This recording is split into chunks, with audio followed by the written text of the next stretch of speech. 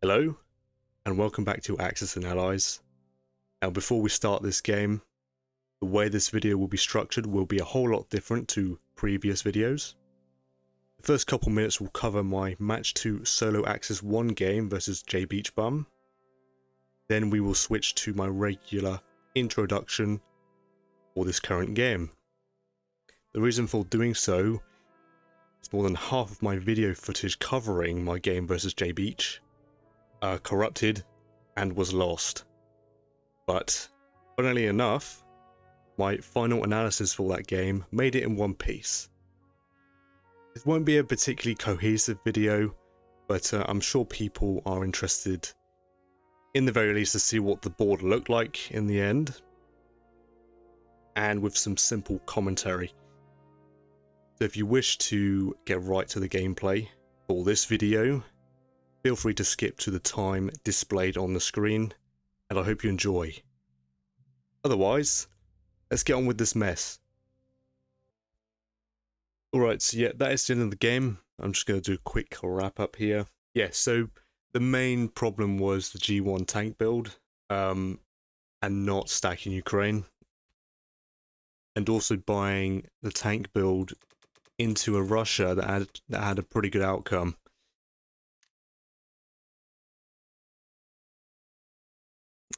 He had like pretty decent stack in Ukraine and a very good outcome in West Russia.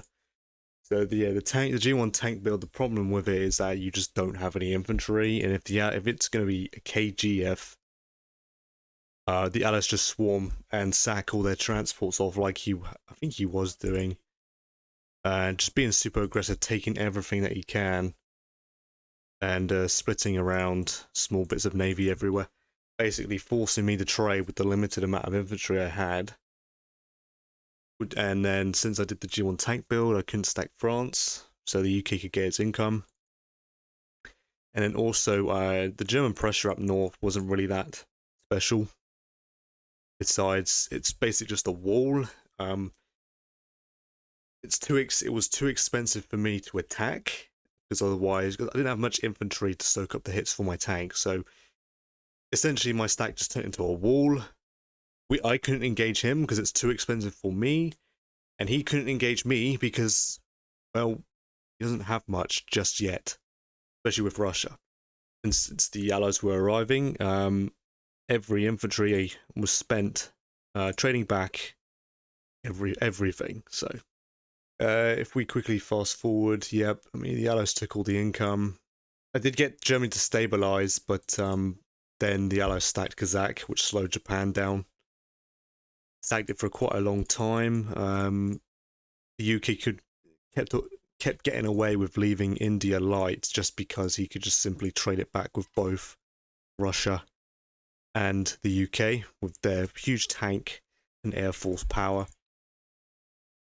So that was trapped. I'm pretty sure it was trapped. It ruined the Japanese shuck too much to go for it. And then I would have to trade it for several rounds. And even so, the Allies might take it and then restack it hard. And there'd be nothing I could do about it. And doing this might actually jeopardize the Szechuan stack, which would mean that Japan has to progress backwards, which is obviously is not good and it killed Germany.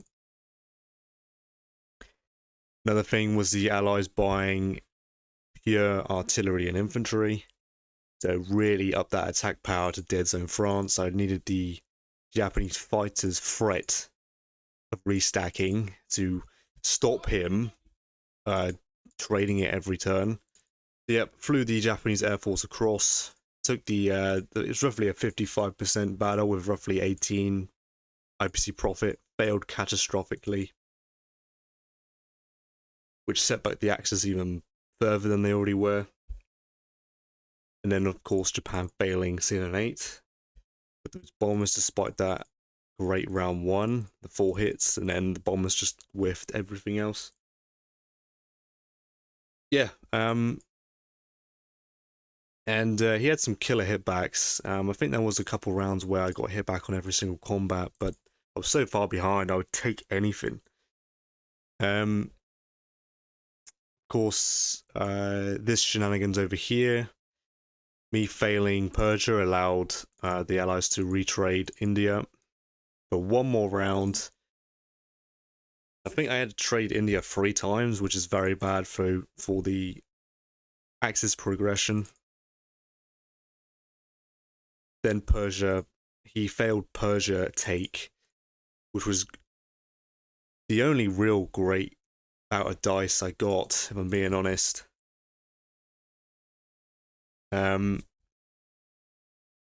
Yeah, that wasn't enough to help out. Decent Japan expansion, but it just doesn't matter. Just doesn't matter. And essentially, I was offering these favorable battles for him, and he just wasn't taking it. He turned the game into a game of chess, which is a valid play. When you're ahead, you don't have to take any risks. Yeah, when you're ahead, just blob up and turn the game into chess. And I'm the one that needs to take risks still, and I was taking risks. They just weren't working at all. So, yeah, very well played to J Beach. Very good Allies player. Right, now onto the regular schedule here. Now, this is what the match 2 table looks like.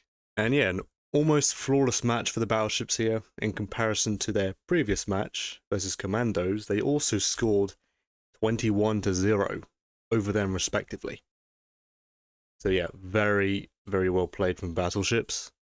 Now, if we switch to the division table, this is what it looks like so far. This is not final, and some games are still going on. For Commandos and Aces High, that's why they've not got another win or a loss. But yeah, as you can see, quite a dominating position for battleships. So here, Panzers East are hoping to bring it back versus Commandos. So here we are. Panzers East versus Commandos. So, yes, I'm back on Team Axis, and we're playing Germany again, along with my ally Joe Schmo as Japan for the team game. And then, yes, I'll be playing the wildcard game versus Elric, but that's a different video. This is the team game video. Myself and Joe Schmo will be playing against Jordan as Russia, Elric as the UK, and Castor Rav as the USA. Now, Jordan, in particular, was previously number 1 for the Allies within ranked for Season 12. It is well known for his style of KGF plays, so we will see how this game turns out and what he brings to the match here. Finally, let's get on with the game. Right, now let's finally get on with this game here.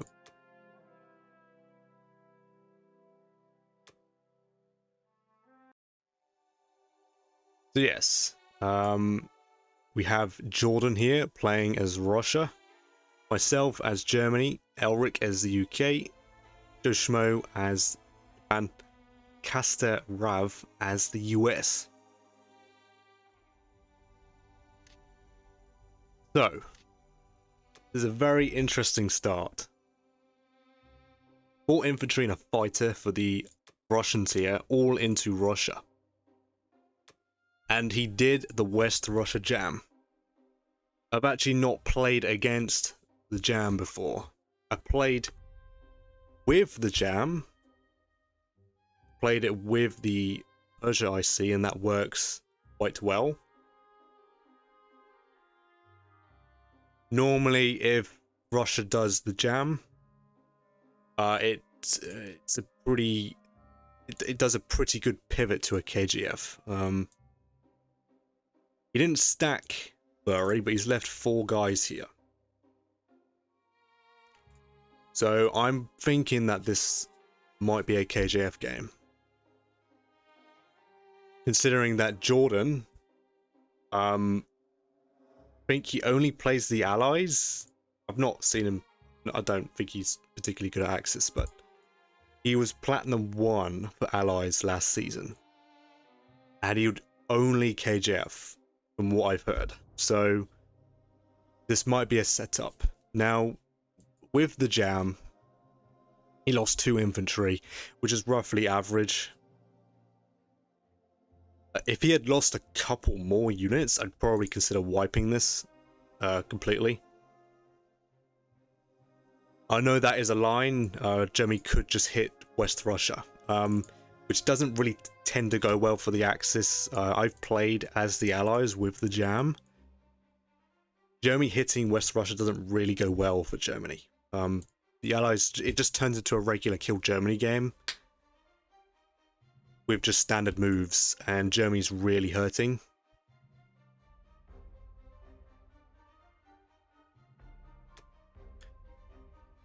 So with this in mind, so yeah, he's got a fighter here, and fighter here, so I can't do Egypt. So these units would probably be to preserve India or clamp down on Africa if it is a kill Japan. These units can actually be used to clear up North Africa. So to counter this West Russia jam, I'm thinking of going completely unorthodox, buying 4 fighters.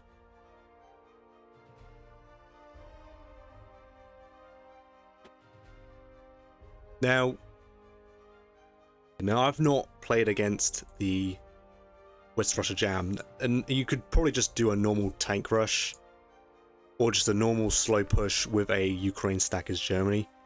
But I've heard of the free fighter buy as Germany, and what that normally does is it pries West Russia from the Allies round 2. It's too difficult to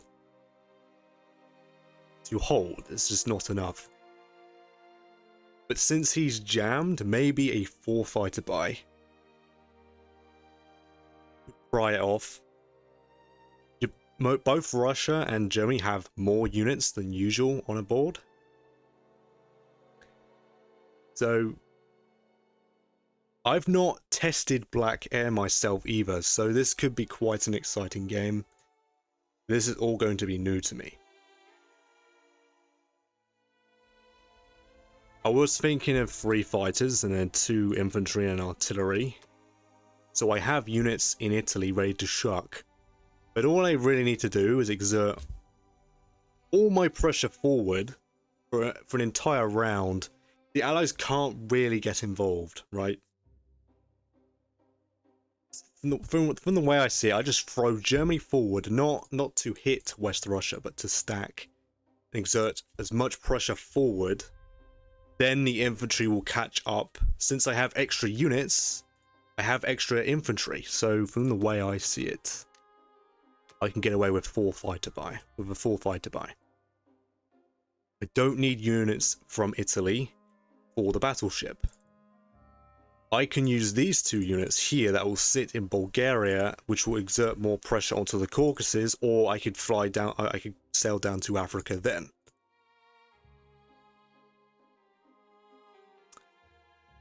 So let's see how this goes. Yeah, Black Air. Germany will have 10 fighters, 1 bomber, G1, which is bloody mental. Yeah, let's go full balls to the walls here. Black Air. This will be a very interesting game. I'm going to 6-0 this because I don't want to take any chances of any catastrophic failure here. I'm actually going to bring the tank and infantry. And I'm going to move the battleship there. I'm going to leave the destroyer there, so they could just go straight KJF. But the battleship and transport is actually safe in 16. Nothing can hit it. And what the infantry tank do here is this battle is very, very difficult for the UK to flip back to Russia, which means that Russia, since he didn't, this is why I think doing the jam without the full infantry purchase is a bit weak, is he bought 4 infantry and a fighter, so he doesn't have much infantry to stack the Caucasus, and the fighter can't land there anyway, because the majority of cases, the UK with 1 single infantry and 2 fighters will really struggle to flip it back to Russia without sacking planes.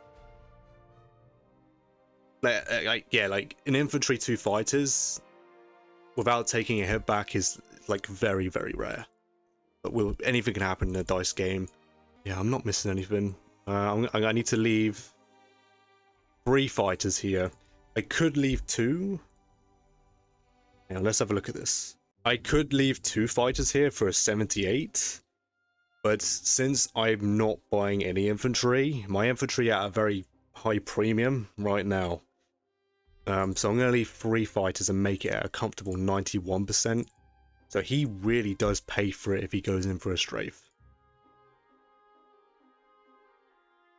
The only problem is that I'm only going to have 4 planes on 7. The UK could still purchase a fleet for 7.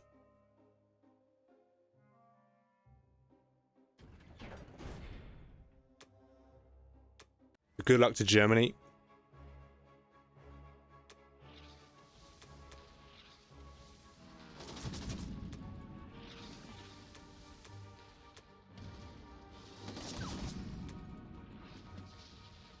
Oh, wow. That is absolutely remarkable. 1 combat and it was completely flawless. No losses.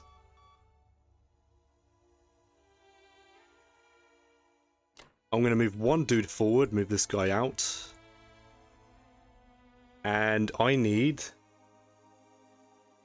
10 infantry. 6 tanks.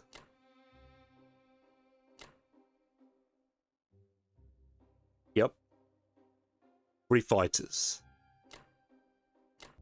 Alright, I think these will be the German moves here. This is lighter than I normally leave. Northwestern, but I think I can get away with it. I had a flawless C-Zone 7, which is just insane. So he has that to deal with. I don't think he can really punish the fact that I have 1 less fighter than I normally do sitting in Northwestern. I think he's got bigger problems. Even if he hits it, I don't think that's an IPC positive at all, if I'm being honest. Because obviously you're risking an AA gun, and even if you hit my planes, I've just bought a bunch of planes, so you're not really damaging Germany that much. Because not only do I have a bonus plane from Ukraine, so I've just bought another 4 more. Yeah, he's got bigger problems with this C-Zone 7. So the idea is that he's going to go in, and my subs will submerge if they can once the destroyer dies. So he has to sack off his cruiser first. Elric is a smart player. I've played him with my wildcard games, so I think he's just going to save his destroyer until every sub's dead. So yeah, that's the idea if they survive, and I'll have the cruiser carry on rolling to hopefully pop some planes and that. What I'm going to do is leave 2 infantry and an AA gun here because that's a very awkward target for Russia to hit. Infantry are at a premium, but I have more units than I normally do up front. I have a pretty decent stack of 10 infantry and artillery up front. So I think that's fine. That'll do me for the first couple of rounds before the next batch of infantry arrive, I think. This is all new to me, so this is what I'm understanding. There is a weird move, like UK could open this, and then like Russia could hit Poland. That seems a bit very no sense to me. Could hit Baltic states yet again. Doesn't really make any sense to me. I'm threatening a Caucasus stack. It doesn't matter if Russia stacks Karelia at all. Because I might take Moscow, right? Because he overextends. Or I might even stack West Russia, right? So yeah, that should be problematic for him to clear. 3 infantry and an AA gun. I'm going to have 5 infantry ready to trade. And roughly 4 tanks. Of course, these tanks as well, if he doesn't trade Bellow. Or I can trade Bellow, conquer, and then move my tanks in on non-combat move So yeah, I think this is a very, very strong position from Germany and a good response to the jam. 100 attack power is Germany. It's quite ridiculous, but it's a side effect of the jam. We'll see what the Allies do here. Like I said before, I do think it will be a KJF. With the jam, maybe C-Zone 37 is viable. Because the jam is a bit of an outlandish, unorthodox, so maybe going for C-Zone 37 is a good move to pair with this. Or the Allies might go Persia IC. We'll see what happens, but let's give Black Air a try. I don't think I'll buy a bomber a turn, maybe. Maybe. But these will be the moves. No, that's not what I want. I don't know why that's changed. Alright, yeah, that's more like it. So yeah, submerge within the fleet, and then yes, the cruiser is in its normal spot to die and not first. I'm not sure why I set that. That's not good at all, because you want the cruiser to keep hitting. And if the enemy makes the mistake of sacking off their destroyer, all subs submerge. 4 fighters. Yeah, very good, strong start for Germany, I think. 5 infantry ready to trade Karelia. Infantry here to trade Bello. And then the transport can actually pick up these 2 dudes and trade for the Caucasus. Then I'll have units in Italy waiting on the battleship that can go to the Caucasus again, or go and trade Africa. Push the guy forward to force UK to trade it, not just blitz. The idea, what we're going to try and do here with the Axis is go for a G2 Caucasus stack or G2 West Russia stack.